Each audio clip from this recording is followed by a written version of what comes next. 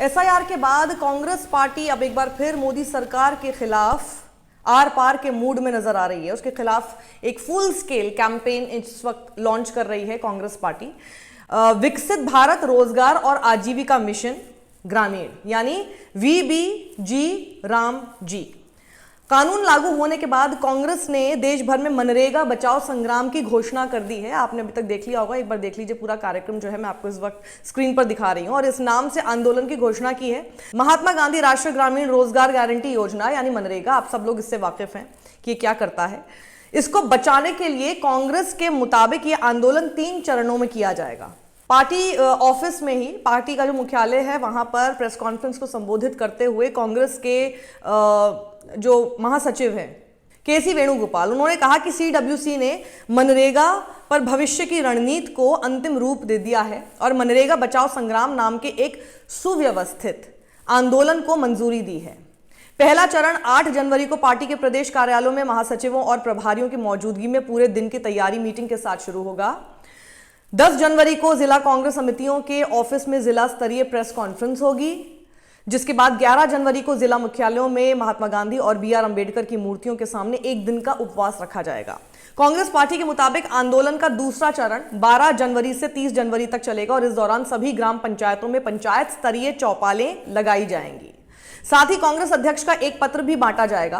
केसी वेणुगोपाल ने आगे कहा कि विधानसभा स्तर पर नुक्कड़ सभाएं और पर्चा बांटने की भी योजना है और 30 जनवरी को शहीद दिवस पर कांग्रेस पार्टी मनरेगा मजदूरों के साथ वार्ड स्तर पर शांतिपूर्ण धरने देगी।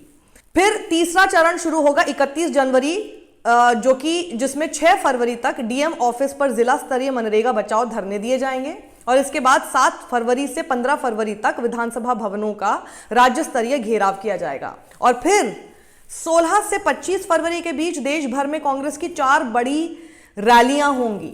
लेकिन कांग्रेस जिस मनरेगा के लिए मोदी सरकार से टकराने जा रही है, पहले उसे बिल्कुल आम भाषा में मैं आपको समझाने की आज कोशिश करती हूं। इस वीडियो को अंत तक देखिएगा।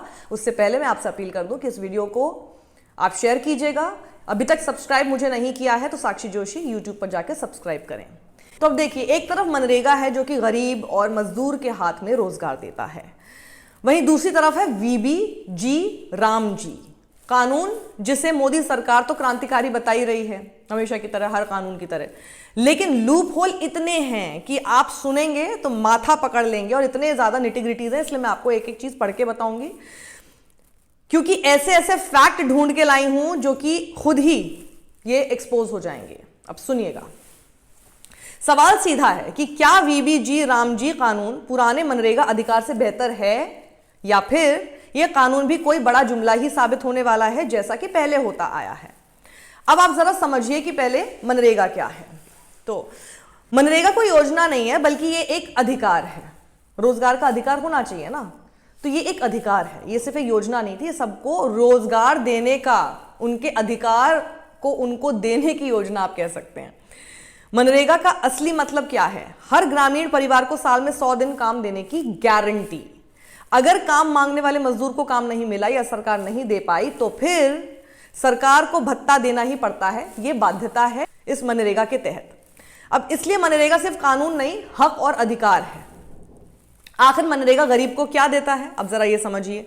जो लोग इसके तहत काम कर रहे हैं, रोजगार पा रहे हैं और उसकी वजह से पैसा मिलता है उनको, वो तो समझ ही गए होंगे कि क्या होता है मनरेगा और उससे उनकी आजीविका किस तरह से चलती है और मनरेगा को इस तरह से चेंज कर देना कितना ज्यादा उन लोगों के लिए प्रभाव डालेगा। लेकिन बाकी लोग जो कि नहीं समझते हैं उनको जरा समझा दूं, बहुत जरूरी है, क्योंकि ऐसे ही होता है, ऐसे कानून लाए जाते हैं, ऐसी चीजों पे लाए जाते हैं जहां पर पता है कि लोग ज्यादा इसके बारे में सोचेंगे ही नहीं, आपको पता ही नहीं चलेगा कि कहां पर क्या कर गए लोग। तो आखिर मनरेगा गरीब को क्या देता है? काम देता है, मजदूरी देता है और बैंक खाते में सीधा पैसा, गांव में ही रोजगार देता है और पलायन से राहत देता है। भाई आपको कहीं और जाने की जरूरत ही नहीं, आप अपने परिवार के साथ अपने गांव में ही आप रह सकते हैं, क्योंकि आपको रोजगार की जो गारंटी वहां पर मिल रही है। तो सीधी भाषा में कहूं तो मनरेगा मतलब है भूख के खिलाफ एक सुरक्षा कवच।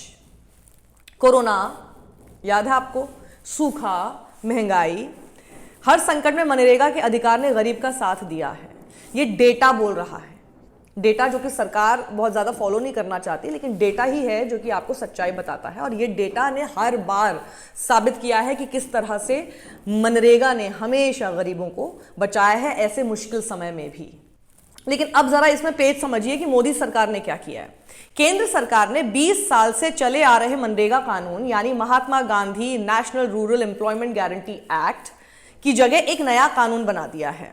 इस कानून को नाम दिया गया विकसित भारत गारंटी फॉर रोजगार एंड आजीविका मिशन ग्रामीण यानी VBG रामजी। कांग्रेस के नेतृत्व वाली यूपीए सरकार साल 2005 में मनरेगा कानून लेकर आई थी, जिसके तहत ग्रामीण इलाके के परिवारों को साल में 100 दिन रोजगार की गारंटी थी। नए कानून में इसे साल में 125 दिन करने का प्रस्ताव है। विपक्ष का आरोप है कि इस स्कीम में केंद्र सरकार को राज्यों की तुलना में ज्यादा अधिकार हैं, जबकि राज्य सरकारों को पहले की तुलना में ज्यादा पैसा खर्च करना होगा। तो अधिकार किसको मिल रहा है? सेंट्रल गवर्नमेंट को। और पैसा कौन खर्च कर रहा है इसमें ज्यादा? राज्य सरकार। तो देख रहे हैं कहां कौन सा रूट किधर जा रहा है, फायदा किसको हो रहा है। बहुत चालाकी से, यानी आप एक वाक्य में समझिए तो क्रेडिट हमारा, खर्चा आपका। साथ ही विपक्ष का आरोप है कि मनरेगा जैसा कानून जिसमें महात्मा गांधी का नाम भी शामिल है, उसे हटाकर सरकार महात्मा गांधी का अपमान कर रही है। भाई महात्मा गांधी का नाम क्यों आप हटाएंगे? वैसे तो 30 जनवरी पे जाके और 2 अक्टूबर पे जाके पूरा श्रद्धांजलि, श्रद्धा सुमन सब दिए जाएंगे, फोटो ऑप की जाएगी, दुनिया भर में बहुत बड़े बड़े ज्ञान दिए जाएंगे। लेकिन जहां पर एक एक्ट है, एक कानून है जो कि चल रहा है महात्मा गांधी के नाम से, उसको आप बदल रहे हैं, तो बदलते हुए आपने उसका महात्मा गांधी वहां से शब्द क्यों हटा दिया? वहां से उनका नाम ही क्यों हटा दिया? अब जरा समझिए कि VBG रामजी बिल क्या है और मनरेगा से ये कैसे अलग है। ये बिल कानून बन चुका है, यानी 20 साल पुराने मनरेगा की जगह ये ले चुका है। इस जी रामजी कानून में उन ग्रामीण परिवारों के लिए साल में 125 दिन रोजगार सुनिश्चित करने का प्रावधान है जिनके वयस्क सदस्य अपनी इच्छा से अनस्किल्ड फिजिकल लेबर के लिए आगे आते हैं। सरकार के मुताबिक इससे ग्रामीण इलाकों को बेहतर कनेक्टिविटी मिलेगी और गांव के लोगों के लिए बेहतर बाजार मिलेगा। सरकार ने संसद में दावा किया था कि इस नए बिल से मजदूरों के साथ साथ किसानों को भी ज्यादा फायदा होगा। अब मनरेगा और जी रामजी कानून में फर्क क्या है ना, ये फर्क ही है जो कि सबसे बड़ा पेंच है और जिसकी वजह से कांग्रेस पार्टी एकदम लामबंद हो गई है, सड़क पर आने की कोशिश कर रही है, जगह जगह प्रचार करेगी और एक पूरा फुल स्केल कैंपेन लॉन्च कर रही है मोदी सरकार के खिलाफ। तो इस फर्क को जरा समझिए। मनरेगा में प्रावधान है कि मजदूरों को दी जाने वाली मजदूरी का पूरा खर्च केंद्र सरकार उठाएगी, जबकि सामान वगैरह का खर्च राज्य सरकारें एक निश्चित अनुपात में उठाएंगी। जबकि नए कानून में है कि काम के कुल खर्च का 60% केंद्र सरकार देगी और 40% खर्च राज्य सरकार उठाएगी। प्रॉब्लम यहीं से शुरू होती है, जहां मनरेगा में 100% खर्च केंद्र सरकार करती थी, नए कानून में 60-40 का रेशियो है। अब आप खुद बताइए कि जैसे बिहार है, मध्य प्रदेश जैसे राज्य हैं जो फ्री बी के लिए कर्ज तक उठा रहे हैं, वो जी रामजी के लिए फंड कहां से लाएंगे? सोचकर देखिए जरा। वहीं पूर्वोत्तर के राज्य और उत्तराखंड, हिमाचल प्रदेश, जम्मू कश्मीर और अन्य केंद्र शासित प्रदेशों में केंद्र सरकार जी रामजी के तहत होने वाले खर्च का 90% खर्चा खुद उठाएगी। पहले जैसा मैंने आपको बताया, पूरा खर्च केंद्र सरकार उठाती थी और इसके अलावा जी रामजी बिल में 15 दिन के भीतर अगर किसी को कोई काम नहीं मिलता है तो उसे दैनिक बेरोजगारी भत्ता दिया जाएगा, जिसका खर्च राज्य सरकार उठाएगी। ये प्रावधान मनरेगा में भी है। अब जरा देखिए विपक्ष का आरोप क्या है, वहीं से समझिए कि फर्क क्या है और क्यों इसको लेकर इतना विरोध हो रहा है। विपक्ष का आरोप है कि सरकार दबे छिपे ऐसी स्कीम ला रही है जिसका पूरा नियंत्रण केंद्र सरकार के हाथों में होगा।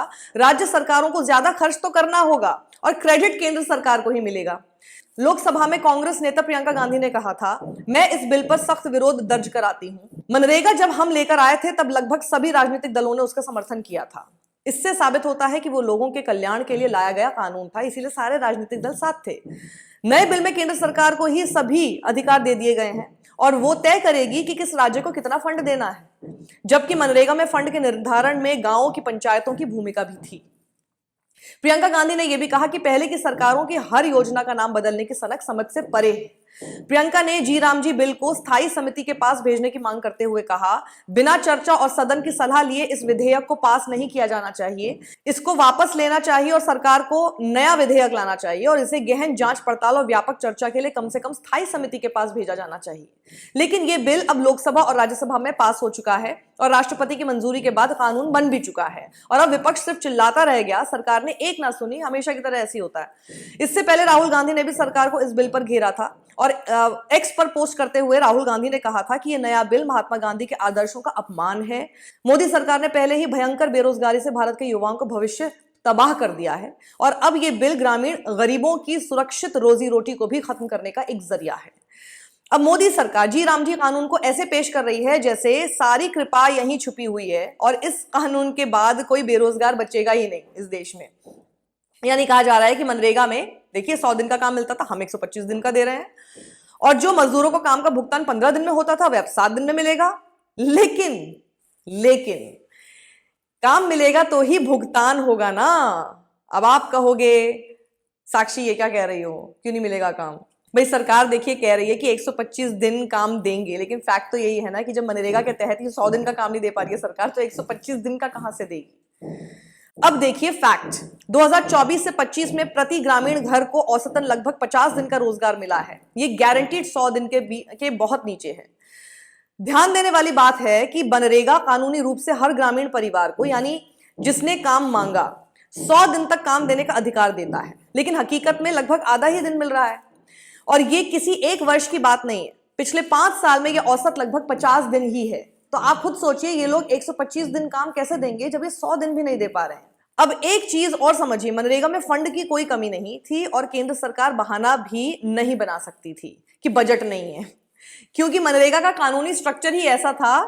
अब जी राम जी कानून में एक बार बजट निर्धारित हो गया, फिर जब बजट खत्म हुआ तो खेल खत्म। बोल देंगे कि जी बजट ही नहीं है, फिर आप मांगते रहो काम, कहते रहो जी राम जी, जी राम जी, वो भी कह देंगे जी राम जी।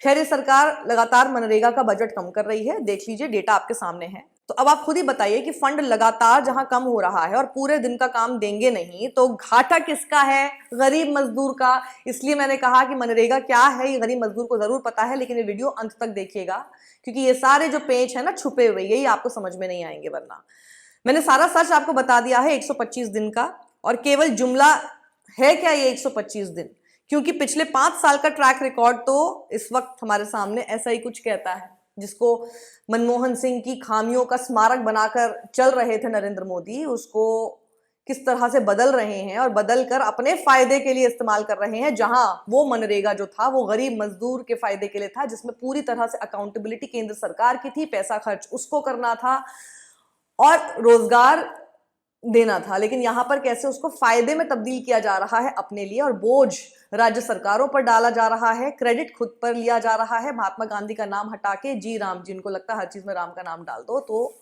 लोग ऐसे ही एक्सेप्ट कर लेंगे। So you understand it now. अब इसमें सबसे बड़ी खास बात बस यही है कि 15 दिन में जो आपको पैसा मिलता था, जो भुगतान मिलता था, वो 7 दिन में मिलेगा, लेकिन काम मिलेगा तभी और फंड मिलेगा तभी तो सब चीजें हो पाएंगी, वरना ये सिर्फ एक जुमला ही बनकर रह जाएगा।